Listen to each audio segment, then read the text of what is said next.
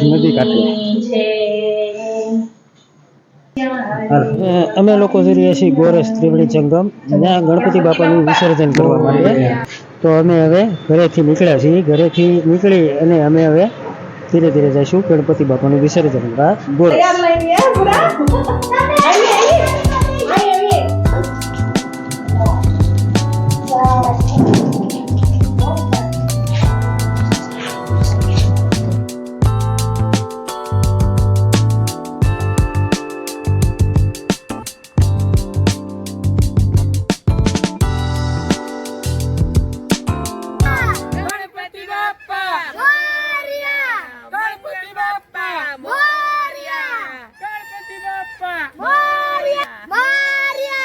તમે દર વર્ષે આવો છો ગણપતિ વિસર્જન કરવા? દર વર્ષે આવે છે.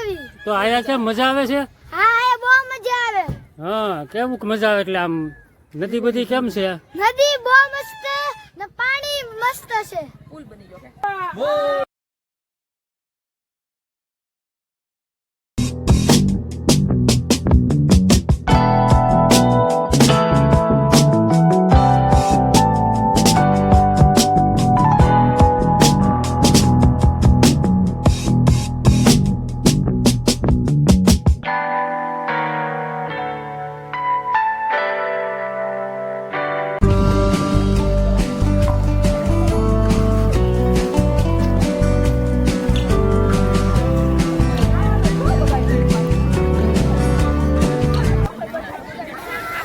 અહીંયા પણ રસ્તો બની ગયો છે અને સીધો અહીંયા પણ પાળો નવો બની ગયો, એટલે સીધું સામે કાંઠે જવામાં મજા આવી છે.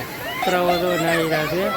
ત્રિવેણી સંગમ વાતાવરણ પણ આહલાદક છે, લીલુંછમ, આકાશમાં ઘટાટો વાદળા અને નીચે બધાએ પાણીમાં નાહી છે.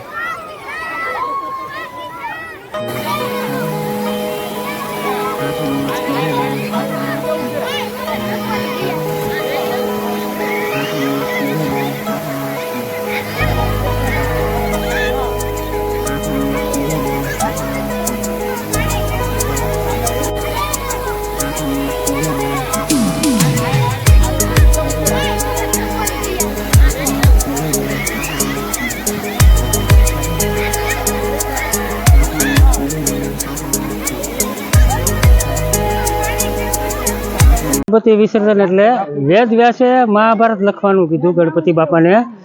9 થી 10 થી સુધી બેઠા ગણપતિ બાપાને સામે. તો વેદ વ્યાસે તો મહાભારત લખવાનું કહી અને એને સમાધિમાં બેસી ગયા. જ્યારે વેદ વ્યાસ ઊભા થયા સમાધિમાંથી, ત્યારે જોયું તો ગણપતિ બાપા લા નાખવા માંડ્યા, એટલા ગરમ થઈ ગયા કે વાત પૂછોમાં. એટલે પછી વેદ વ્યાસે ગણપતિને ખબર નહોતી, એને લઈ અને ગણપતિ બાપાને નદીમાં પધરાવ્યા અને સ્નાન કરીને પાછા હતા તે સ્થાન ઉપર મૂકી દીધા. આ એનું મહત્વ છે ગણપતિ વિસર્જનનું. અને ગણપતિ વિસર્જન હંમેશા ગણપતિની મૂર્તિ માટીની જ હોવી જોઈએ, જેથી કરીને તમે પાણીમાં વિસર્જન કરો એટલે પાણી અરે પોતે વિલીન થઈ જાય, લુપ્ત થઈ જાય. એટલે ગણપતિ બાપાના વિસર્જનનું આ મહત્વ છે. ગણપતિ બાપ્પા મોરયા, બાપ્પા મોરયા. મોઢા ઉપર થી હાથ લે.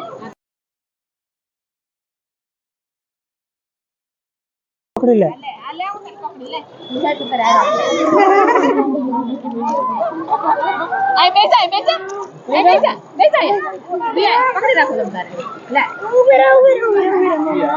મોરયા ગણપતિ બાપ્પા મોરયા, મંગલ મૂર્તિ મોરયા, ગણપતિ બાપ્પા મોરયા. 1 2 3 4 ગણપતિ નો જય જયકાર, ગણપતિ નો જય જયકાર. હવે આ ગણપતિ બાપા છે માટીના. જુઓ તમે, ગણપતિ બાપા ઓગળવા મળ્યા છે. હંમેશા માટીની મૂર્તિ જ ગણપતિના વિસર્જનમાં ઉપયોગ કરવો જોઈએ, જેથી કરીને આપણે તેનું પાણી હારે વિલીન થઈ અને ગણપતિ બાપાનું વિસર્જન થઈ જાય. ત્રિવેણી સંગમ, આ રોસ્કીનું પાણી છે. રોસ્કીનું પાણી અહીંયા આવી રહ્યું છે. જે દેખા ગઈ માલણ અને રોસ્કી એનો ત્રિવેણી સંગમ અહીંયા થાય છે. ગોરસ ત્રિવેણી સંગમ તમે જોઈ શકો છો. બધા જો નાવા મુશ્કેલ. વાતાવરણ પણ વરસાદ આવે એવું થઈ ગયું છે અને એકદમ વરસાદ પણ ગાજે છે. એટલે લોકોને મજા આવે ટૂંકમાં. એ જો કેવું સરસ પાણી હેલું જાય છે. અહીંયા નાળા પણ બની ગયું છે, ત્યારે રસ્તો હતો નહીં. મજા, લોકો બધા નાવા મશગુલ છે. સાટા પણ થોડા થોડા આવવા મળ્યા છે.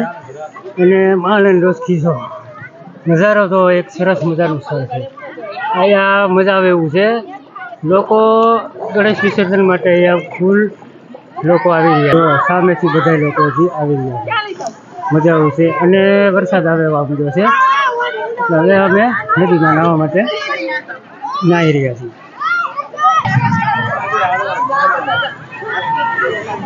વરસાદ પણ ગાજે. તો સરસ મજાનું વાતાવરણ છે. અને વરસાદ પણ જો આવવાનું શરૂ થઈ ગયો છે. લોકોને બહુ મજા આવે છે. ગોરસ એકદમ શાંત અને સુંદર પાણી અને એકદમ તાજું પાણી છે.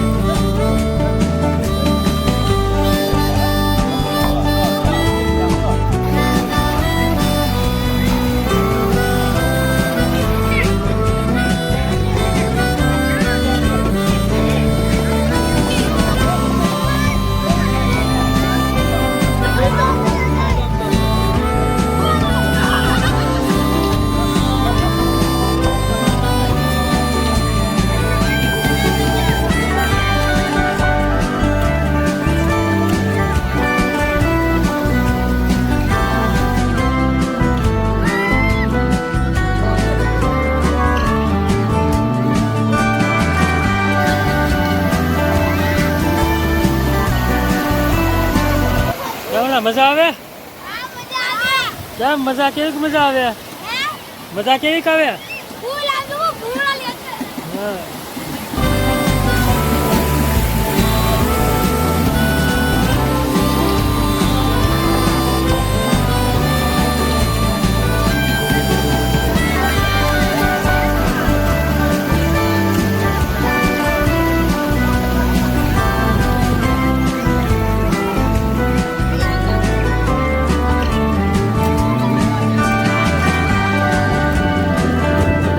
નાવાની મજા હે?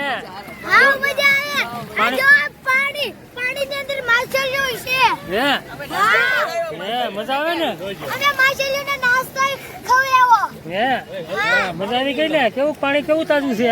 તાજું બહુ મસ્તીનું છે. હે?